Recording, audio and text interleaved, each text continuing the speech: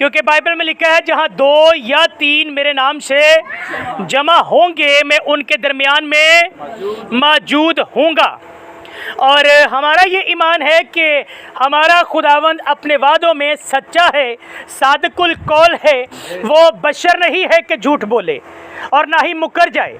अगर उसने कहा है कि जहाँ 2 या 3 मेरे नाम से जमा होंगे मैं मौजूद हूँ, तो वो मौजूद है। ये सिर्फ हमारी सोच है कि बाज़-औक़ात हम देखते हैं कि एक बड़ा हजूम होगा तो फिर ही शायद खुदावंद काम करेगा, दुआएं सुनेगा या फिर हमें ज़्यादा बरकत मिलेगी। जबकि खुदा का कलाम जो है वो एक ज़िंदगी हो या फिर एक ज़िंदगी हो, हज़ारों की तादाद हो चाहे 2 लोग हों, खुदावंद का कलाम बेतसीर वापस नहीं लौटता बल्कि बंद बंद और गुदे गुदे को जुदा करके गुजर जाता है। आज शाम हम सब अपनी तरबियत के लिए सीखेंगे। जब हम यूहन्ना की अंजील पढ़ते हैं, यीशु एक सामरी औरत से मिलता है। किससे मिलता है? सामरी औरत से। यहाँ पर जब सामरी औरत से यीशु मसीह मिलते हैं तो एक तवील गुफ्तगू होती है, यानी कि उनकी आपस में बातचीत होती है। अब जब बातचीत हो रही होती है तो वो सामरी औरत यीशु मसीह से अपनी इबादत के बारे में बात करती है और कहती है कि मैं मेरे आबाओ अजदाद जो हैं, बुजुर्ग जो हैं, वो इबादत करने के लिए जाते हैं पहाड़ पे। कहाँ जाते हैं? पहाड़ पे। आइए इस रेफरेंस को, इन आयात को पढ़ते हैं कि इस इबादत के हवाले से, प्रस्तिश के हवाले से इस सामरी औरत ने यीशु से क्या कहा और यीशु मसीह ने आगे से उसका क्या जवाब दिया। ये बड़ी गुफ्तगू आज की सुनने वाली है। अगर तवज्जो से सुनेंगे तो मैं ईमान के साथ कहता हूँ आप लोग बहुत बरकत पाएंगे। और आज शाम हम सीखने वाले हैं बेसिकली इबादत के हवाले से और प्रस्तिश के हवाले से, क्योंकि इबादत और प्रस्तिश को लेके काफ़ी लोग जो हैं वो कंफ्यूज हैं। क्योंकि कुछ लोग समझते हैं कि प्रस्तिश जो है ये सिर्फ गाना बजाना है।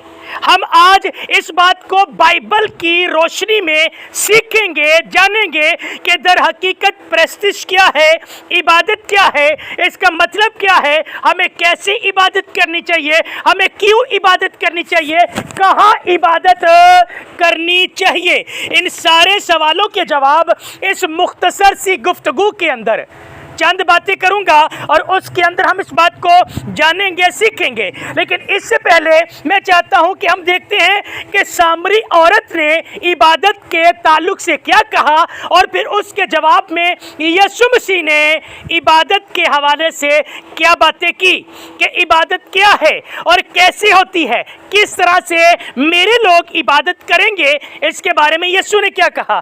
जब हम यूहन्ना की अंजील पढ़ते हैं उसके 4 बाब की 21वीं आयत से अगर हम पढ़ना शुरू करें तो वहां पर लिखा है, यीशु ने उससे कहा, ए औरत, मेरी बात का यकीन कर कि वो वक्त आता है कि तुम ना तो इस पहाड़ पर बाप की प्रस्तिश करोगे और ना यरूशलेम में।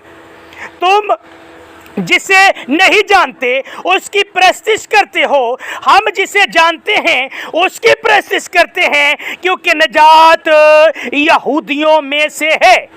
मगर अब यीशु मसीह का बेसिकली ये जवाब है।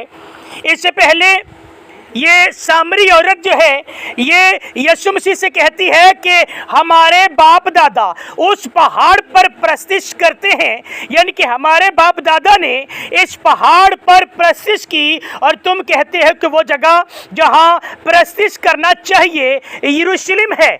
यहाँ पर दरअसल सामरी औरत यीशु मसीह को ये बताने की कोशिश कर रही है, अपनी तरफ से उसे ये बात सिखाने की कोशिश कर रही है कि जो جو یہودی کہتے ہیں کہ عبادت کرنے کے لیے یروشلم کے اندر جانا چاہیے، وہ کہتی ہے نہیں، ساڈے دادے پردادیاں نے، ساڈی آبا و اجداد نے جڑی پرستش کیتی او اس پہاڑ تے کیتی، لیکن تسی یروشلم دے اندر جا کے پرستش کرن دی گل کر دیو۔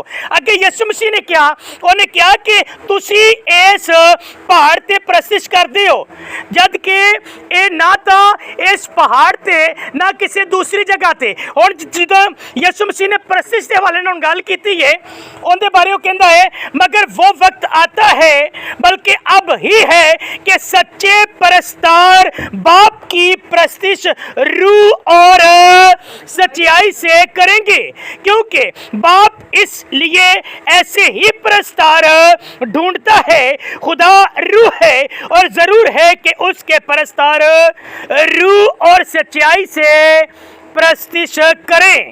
آمین۔ تو یہاں پر یسوع مسیح نے پرستش کرنے کا ایک تو طریقہ کار بتایا، اور دوسرا بائبل اس بارے میں بھی بتاتی ہے کہ نہ تو کسی پہاڑ پر جانے کی ضرورت ہے، نہ پھر کسی یروشلم کے اندر جانے کی ضرورت ہے، نہ جو ہے وہ کسی چرچ کے اندر پرماننٹلی جانے کی ضرورت ہے۔ اچھا، جب میں یہ کہہ رہا ہوں کہ چرچ میں جانے کی ضرورت نہیں ہے تو اس کا مطلب یہ ہرگز نہیں ہے کہ چرچ نہیں جانا۔ میں بیسیکلی سکھانا یہ چاہتا ہوں کہ عبادت جو ہے وہ کسی بھی جگہ پر ہو سکتی ہے۔ یہ بائبل جو ہے خدا کا کلام ہمیں سکھاتا ہے کہ جہاں 2 یا 3 مل کر بیٹھیں گے، دعا کریں گے، عبادت کریں گے، میں ان کی دعاؤں کو سنوں گا اور ان کی دعاؤں کا جواب دوں گا۔ یسوع مسیح جب اس دنیا سے چلے گئے اور اس کے بعد اس کی کمانڈمنٹ جو تھی، جو اس کی ڈور جو تھی وہ تھی پترس کے پاس۔ اب جب پترس نے پہلی دفعہ جو ہے رسولوں کی اعمال اس کے 2 باب میں پہلی دفعہ جب واعظ کیا، کلام سنایا، یسوع کے بارے میں لوگوں کو بتایا، تو بائبل میں لکھا ہے کہ وہاں پر 3000 کے قریب لوگ جو تھے انہوں نے خداوند یسوع مسیح کو اپنا شخصی نجات دہندہ قبول کر لیا۔ لیکن اگلے ہی پل لکھا ہے کہ وہ لوگ جو ہیں انہوں نے بپتسمہ لے لیا، اور بپتسمہ لینے کے بعد پھر وہ عبادت کرنے میں، روٹی توڑنے میں، شکر گزاری کرنے میں اور مل کر جو ہے وہ بیٹھنے میں مصروف ہو گئے۔ اسی چیپٹر کے آخر میں لکھا ہے کہ وہ ہر روز جو ہیں وہ جمع ہوتے تھے، عبادت کرتے تھے اور پرستش کرتے تھے، شکر گزاری کرتے تھے۔ اس کا مطلب یہ ہوا کہ ابتدائی کلیسیا جو ہے وہ شروع سے بلا ناگا بغیر کوئی دن ضائع کیے وہ جمع ہوتے تھے اور عبادت کیا کرتے تھے۔ اب یہاں پر یروشلم کا بھی ذکر ہے، عبادت خانے کا بھی ذکر ہے، لیکن اس کے ساتھ ساتھ گھروں کا بھی ذکر ہے۔ کس کا ذکر ہے؟ گھروں کا ذکر ہے کہ وہ گھروں میں جمع ہو کر جو ہے وہ عبادت کیا کرتے تھے۔ اب عبادت کرنے کا طریقہ کار جو ہے یہ یسوع مسیح نے یہاں پر ہمیں بتایا ہے۔ ہاں جی سر دھیان دیو ذرا، کوئی گل نہیں، اسی تانوں کڈے غور نال سنیا، جدوں اسی دھیان نال سنیا تو تسی بھی ذرا دھیان نال سنو، سانوں ذرا دھیان کرو ادھر، ٹھیک ہے نا؟ رکھ دو تھوڑی دیر ذرا سائڈ، مہربانی ذرا، پاؤڈر پھر بھی پی جائے گا، رکھ دو ذرا پیچھے سائڈ تے کرو، کرتا ہے نا؟ ہاں چلو ٹھیک، ہاں اور ادھر ذرا دھیان کرنا ذرا۔ میں سیکھن دا ایک بڑا خوبصورت طریقہ کار دسیا ہوا سارے نوں، تے جنہوں دسیا ہے وہ مینوں پتہ ہے انہوں نے عمل کیتا ہے۔ کی یہ سیکھن دا بہترین طریقہ؟ سیکھن دا بہترین طریقہ ہے بولن والے وال ویکھو۔ کی کرنا ہے؟ بولن والے وال ویکھنا ہے۔ اگر تہاڈا آئی کنٹیکٹ نہیں نہ ہےگا تے تواڈے ذہن دے وچ مختلف چیزاں چلن گیاں، تسی تھلے نوں ویکھدے ہووگے تے تھلے ڈیزائننگ تے دھیان چلا گیا تے ڈیزائننگ چلے گی تواڈے ذہن دے وچ، تسی نال دے بندے وال ویکھو گے، نال دے بندے بارے کچھ سوچنا شروع کر دو گے۔ یہ نیچرل گلاں نے، قدرتی طور تے انسان عادتاً اس طرح کردا ہے۔ میں انج ویکھاں گے میں اسمان بارے سوچنا شروع کر دیاں گا، یہ ایک قدرتی چیز ہے۔ اس لیے اگر چاہتے ہو کہ جہڑی چیز اسی سیکھنے پے ہاں ਅਸੀਂ ਉਹਦੇ ਤੇ ਫੋਕਸ ਰੱਖੀਏ ਤਾਂ ਤੁਹਾਡਾ ਧਿਆਨ ਪ੍ਰੋਪਰ ਉਧਰ ਹੀ ਰਹਿਣਾ ਚਾਹੀਦਾ ਹੈ। ਗੱਲ ਆ ਗਈ ਸਮਝ 'ਚ? ਹੁਣ ਬੋਲੋ ਖੁਦਾਵੰਦ ਯਿਸੂ ਮਸੀਹ ਕੀ। ਅਸੀਂ ਸਿੱਖਣੇ ਪਏ ਹਾਂ ਕਿ ਖੁਦਾਵੰਦ ਯਿਸੂ ਮਸੀਹ ਨੇ ਸੱਚੇ ਪਰਸਤਾਰ ਕਿਸ ਤਰ੍ਹਾਂ ਇਬਾਦਤ ਕਰਨਗੇ, ਕਿਸ ਤਰ੍ਹਾਂ ਮੇਰੀ ਸਤਾਇਸ਼ ਕਰਨਗੇ, ਪ੍ਰਸਤਿਸ਼ ਕਰਨਗੇ। ਇੱਕ ਤਾਂ ਉਹਦਾ ਤਰੀਕਾਕਾਰ ਦੱਸਿਆ ਤੇ ਦੂਸਰਾ ਕੀ ਦੱਸਿਆ? ਦੂਸਰਾ ਇਹ ਦੱਸਿਆ ਕਿ ਉਹ ਇਬਾਦਤ ਕਿੱਥੇ ਕਰਨਗੇ। ਇਬਤਦਾਈ ਕਲੀਸਿਆ ਕਿੱਥੇ ਕਰਦੀ ਸੀ? ਘਰਾਂ ਦੇ ਵਿੱਚ ਇਬਾਦਤ ਕਰਦੀ ਸੀ, ਹੈਕਲ ਦੇ ਵਿੱਚ ਵੀ ਇਬਾਦਤ ਕਰਦੀ ਸੀ। ਯਾਨੀ ਕਿ ਚਰਚ ਹੋਵੇ ਜਾਂ ਫਿਰ ਕੋਈ ਘਰ ਹੋਵੇ, ਬੈਠਕ ਹੋਵੇ, ਜਾਂ ਫਿਰ ਜਿੱਥੇ ਵੀ ਕੋਈ 2 ਜਾਂ 4 ਲੋਕ ਜਮ੍ਹਾਂ ਨੇ, ਅਗਰ ਤੁਸੀਂ ਬਹਿ ਕੇ ਮਿਲ ਕੇ ਇਬਾਦਤ ਕਰੋਗੇ ਤੇ ਉਹ ਇਬਾਦਤ ਕਬੂਲ ਹੋਏਗੀ। ਓਨੀ ਹੀ ਇਬਾਦਤ ਕਬੂਲ ਹੋਏਗੀ ਜਿੰਨੀ ਕਿਸੇ ਚਰਚ ਦੇ ਵਿੱਚ ਇਬਾਦਤ ਕਬੂਲ ਹੁੰਦੀ ਏ। ਇਸੇ ਲਈ ਅਸੀਂ ਜਦੋਂ ਪੱਠਿਆਂ ਤੇ ਆਉਂਦੇ ਹਾਂ ਤੇ ਅਸੀਂ ਕਹਿੰਦੇ ਹਾਂ ਬਸ ਛੱਡ ਦਿਓ ਸਾਰਾ ਕੁਝ ਤੇ ਆ ਜਾਓ, ਕਿਉਂਕਿ ਇਹ ਇਬਾਦਤ ਦਾ ਟਾਈਮ ਹੈ। ਹੁਣ ਬੇਸਿਕਲੀ ਇੱਥੇ ਇੱਕ ਲਫ਼ਜ਼ ਇਸਤੇਮਾਲ ਕੀਤਾ ਗਿਆ ਹੈ, ਉਹ ਹੈ ਪ੍ਰਸਤਿਸ਼। ਇਹ ਬੜੀ ਸਿੱਖਣ ਵਾਲੀ ਗੱਲ ਜੇ, ਬੜੀ ਤਵੱਜੋ ਨਾਲ ਸੁਣਨਾ ਜੇ, ਕਿਉਂਕਿ ਬਾਜ਼ ਲੋਕ ਇਹ ਸਮਝਦੇ ਨੇ ਕਿ ਪ੍ਰਸਤਿਸ਼ ਜਿਹੜੀ ਹੈ ਇਹ ਸ਼ਾਇਦ ਹਾਰਮੋਨੀਅਮ ਵਜਾਣਾ ਹੈ, ਇਹ ਸ਼ਾਇਦ ਤਬਲਾ ਵਜਾਣਾ ਹੈ, ਇਹ ਸ਼ਾਇਦ ਸੁਰ ਦੇ ਵਿੱਚ ਗੀਤ ਗਾਉਣਾ ਹੈ। ਇਹੋ ਹੀ ਅੱਜ ਤੱਕ ਤੁਸੀਂ ਸੁਣਿਆ ਹੋਣਾ। लेकिन प्रस्तिश बेसिकली उर्दू का लफज है तो यह लफज प्रस्तितल तो निकलिया है। प्रस्तितल तो जो लफज निकलिया है वह है प्रस्तिश। इत्थे जो लफज लिखा गया है ना प्रस्तिश, इनू इंग्लिश कहते हैं वर्शिप। तो वर्शिप का मतलब होता है इबादत करना। इबादत जी है वो पहली शुक्रगुजारी की इबादत तो लैके आखिरी कलमाते बरकात तक जी है उन्होंने की कहते हैं प्रस्तिश। की कहते हैं प्रस्तिश। गीत गाना, हारमोनीयम बजाना, तबला बजाना या फिर कोई भी इंस्ट्रूमेंट जिहड़ा असीं वजाउने आ, ईवन दैट कि असीं ताली बजाने आ, ये सारियां चीज़ां इबादत दा हिस्सा ने। की ने? ये इबादत दा हिस्सा ने, ये इबादत नहीं दियां। ਇਹ ਗੱਲ ਨੂੰ समझना गौर दे नाल। ये सारियां चीज़ां की ने? ये सारियां चीज़ां इबादत दा हिस्सा ने। इबादत की है पहली दुआ तो लैके आखिर तक जिन्ना भी कुछ होंदा है ये सारी चीज़ नूं की कहंदे ने? इबादत कहंदे ने। ते इत्थे जिहड़ा लफज प्रस्तिश आया है तो इंग्लिश च वर्शिप। बेसिकली वर्शिप का मतलब होंदा है किसी दे सामने झुकना, ते दूसरा मतलब होंदा है किसी दे सामने घुटने टेक देना। की मतलब होंदा है? किसी दे सामने झुकना या फिर किसी दे सामने घुटने टेक देना। असी जिंदे सामने घुटने टेक देने आ ना या जिंदे सामने झुकने आ, तो इनका मतलब ये आ कि असी उनकी वर्शिप कर रहे हैं, उनके नां नूं जलाल दे रहे हैं। आई गल समझ? की मतलब है? किसी दे सामने झुकना, किसी दे सामने घुटने टेक देना। बेसिकली घुटने उदों टेके जाते हैं उस शख्स के सामने टेके जाते हैं जिस शख्स के सामने तुसी इकरार करते हो कि भाई तू मेरे तो तगड़ा है तो मैं माड़ा वा, तू मेरे तो तगड़ा है तो मैं माड़ा वा, लिहाजा मैं अपने आप को सरेंडर करना वा, मैं तेरे अगे अपने आप को विछा देना वा, मैं अपने आप को तेरे सामने खाकसार करना वा, आजिज करना वा, हलीम करना वा। यह बेसिकली प्रस्तिश दा मतलब। आई गल समझ? इसलिए बाज़ औकात मैं देखा है कुछ लोग की करते हैं जो चर्च लग जाता है तो चर्च लगन तो बाद कहते हैं वो पादरी नूं पुलपट ते आ लैंदे, जो अनाउंसमेंट होएगी ना कलाम दी ते उदों जावांगे, या जो मीटिंग प्रेजेंटर कहेगा ना अब आखिरी गीत है और इसके बाद कलाम सुनेंगे।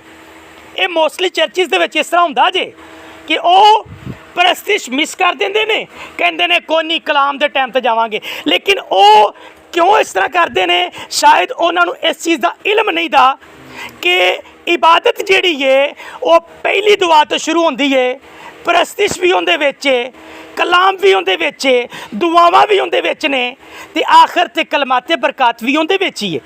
ते इह सारे सिस्टम नूं बाइबल कहंदी है प्रस्तिश। तो यीशु मसीह ने की किया? यीशु मसीह ने कहा ਕਿ ਸੱਚੇ ਪ੍ਰਸਤਾਰ ਜਿਹੜੇ ਨੇ ਉਹ ਬਾਪ ਦੀ ਪ੍ਰਸਤਿਸ਼ ਰੂਹ ਤੇ ਸੱਚਾਈ ਦੇ ਨਾਲ ਕਰਨਗੇ। ਪ੍ਰਸਤਾਰ मतलब ਪ੍ਰਸਤਿਸ਼ ਕਰਨ ਵਾਲਾ, खुदा ਦਾ आबद, इबादत करने वाला बंदा। जिवें असीं सारे बैठे हाँ, असीं उनकी इबादत करने लई बैठे हाँ, इसलिए असीं सारे अपना अपना रोल अदा करने हाँ। मैं अपना रोल अदा कर रहा वा कलाम सुना के, तुसी अपना रोल अदा किया ताली बजा के, रोल अदा किया ਇਹ ਵਜਾ ਕੇ, ਉਹਨਾਂ ਨੇ ਉਹ ਵਜਾ ਕੇ, यानी कि हर एक ने अपना अपना काम किया तो सारिਆਂ ने मिल के की कर दिता, एक इबादत नूं तशकील दिता है। सारिਆਂ ਦੇ ਨਾਲ मिल के जड़ा है ये इबादत कंप्लीट होंदी है। इस तरह ही साढ़े सारिਆਂ ਦੇ ਨਾਲ मिल के ही असी बॉडी ऑफ क्राइस्ट बनने हाँ, यसु मसीह के बदन का हिस्सा बन जाने हाँ। तो जदों असी फिर इस तरह इबादत करने हाँ तो फिर इस तरह इबादत रूह ते सच्चाई दे नाल हुंदी है। किस तरह हुंदी है? रूह ते सच्चाई।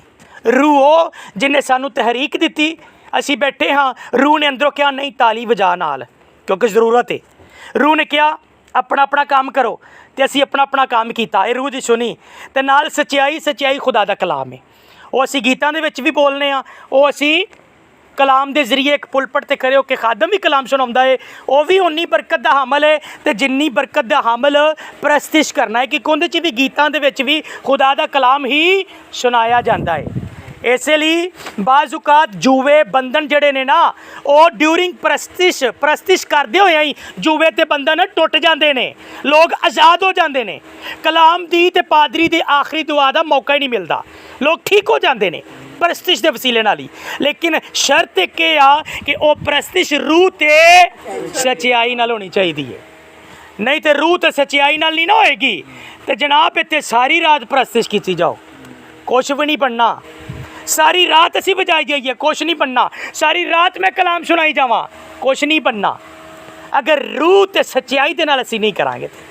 इसलिए रूह ते सच्चाई दे नाल असी इबादत करनी है, अपना अपना काम करना है, ताकि असी अपने अपने हिस्से की बरकत वसूल करिए खुदा दे कोलों। हालेलुया। सो खुदावंद इस खूबसूरत कलाम के वसीले नाल तुहानू सारिआं नू बहुत बरकत दे। आओ जोरदार ताली बजावांगे खुदा दे कलाम नाल।